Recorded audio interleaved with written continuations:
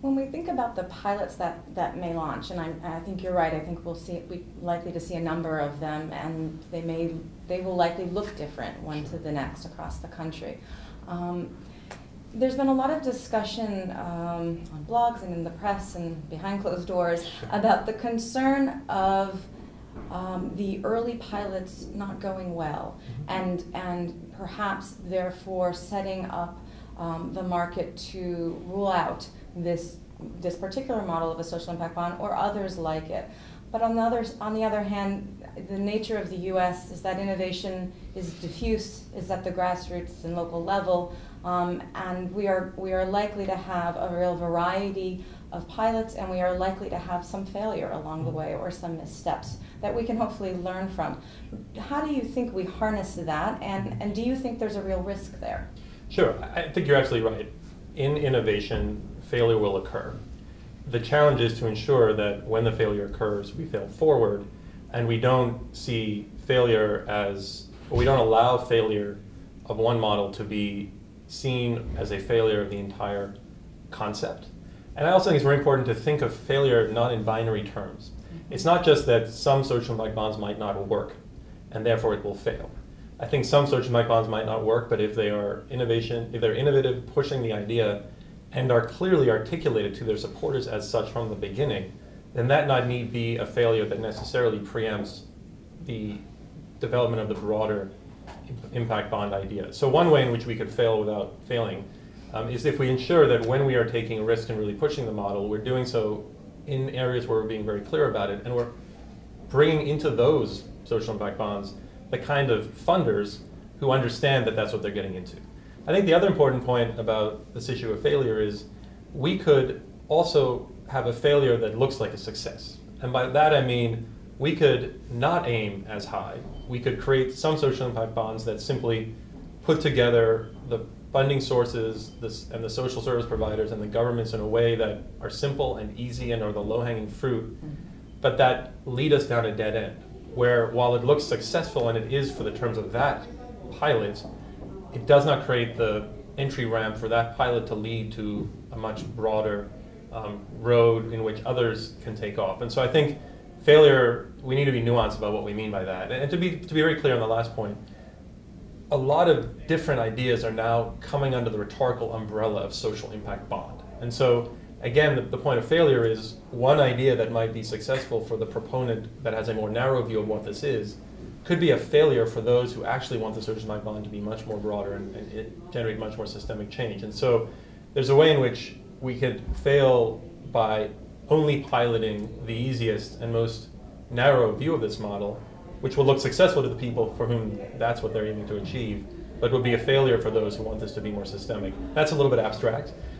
Just to be a little bit clear about, I think, two specific ways in which the model really represents a different set of ambitions, has a different set of supporters, and therefore could potentially succeed in one way, but not in a way that leads to the broader view. And I think that's where we've seen, as you mentioned, there's been a lot of writing and talking about whether the social impact bond is really a tool to fund innovation in a new way, or whether it's a tool to engage the capital markets and those impact investors I mentioned at the beginning.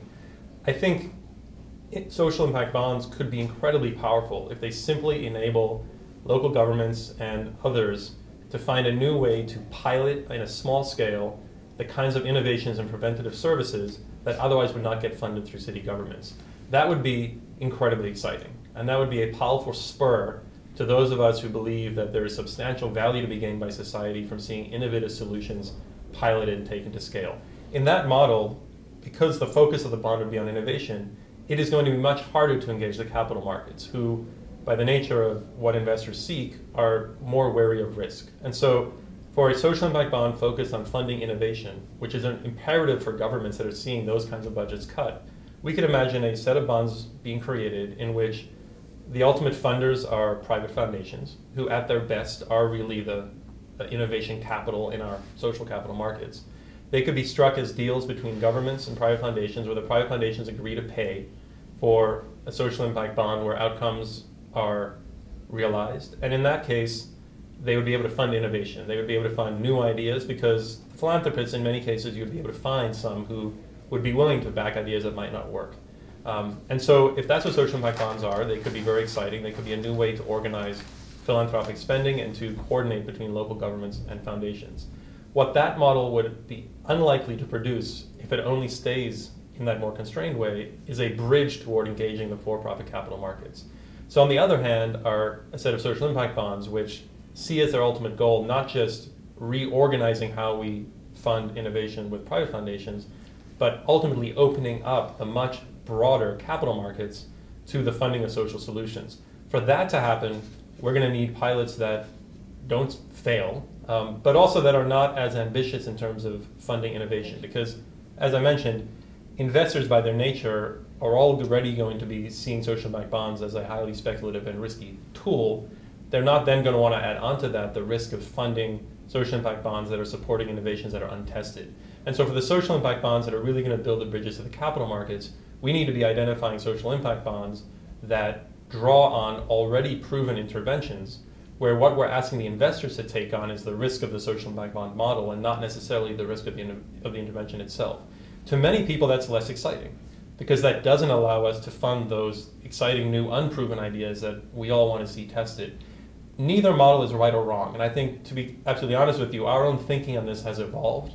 As you mentioned, the sort of polyglot and exciting nature of innovation of this idea in America, especially, has led us to realize that both models could be very powerful. And we're not sitting here and saying we should pursue one, or that pursuing one is necessarily going to be in conflict with the other. We believe both models are actually quite powerful. What we realize, though, is we, as a community who want to see this concept realize its potential, have to be very clear about what it is we're funding and what funding sources and what funding types match what ambitions. It would be inappropriate to set up a social impact bond focused on innovation and seek to tap the mainstream capital markets. And so it's not that one is right or wrong. We believe both can be powerful. I know that some people believe that they might be in conflict, and that there's a competition or a race to demonstrate the social impact bond in one or the other model. We actually think that this whole ecosystem should be diverse and will be, but it's going to require great clarity. It's going to require coordination. And in addition to the three pieces of the ecosystem I mentioned, the intermediation, the coordination among the providers, and the support to governments, we also need some just good, effective research about not just the specific applications of this tool, but what this tool itself more broadly can be. And we need that research not only to be analytically rigorous, but also to be communicated effectively. Not something that sits just in policy shops or in academic houses, but something that really engages the broader community who could be excited about one or both of those models in a very honest discussion about what it is we're trying to do and who are going to have to line up behind those ambitions.